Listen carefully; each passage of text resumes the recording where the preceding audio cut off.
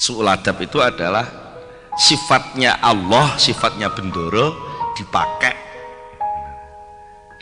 oleh hamba. Artinya dipakai dalam arti nek dipakai karena diperintah mboten napa-napa nggih. Sifat welas itu kan sifatnya Allah dienggo kawula. Tapi terus dipakai dalam arti Allah tidak diingat sama sekali. Iku lek gak aku sing ngatur mosok iso lah. Ngoten-ngoten iki lho. Padahal walaupun itu juga sebenarnya diperintah juga, tapi ketika Allah sama sekali nggak dipetung itu loh, seakan-akan Allah tidak terlibat sama sekali, lalu dikakai dewi sing iso ngatur ning kene mek aku tok, liyane sapa neh. Gusti Allah ilang to nggih.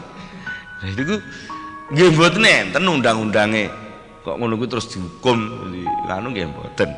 Tapi itu sudah kenapa nyalai tata krama, termasuk malih donga sing kathah niku bab donga. Ketika rasane ati niku bahwa doa ini pasti terjadi dan pasti terkabul gitu lah. Sikap memastikan itu bukan sikap hamba, itu sikap bendoro.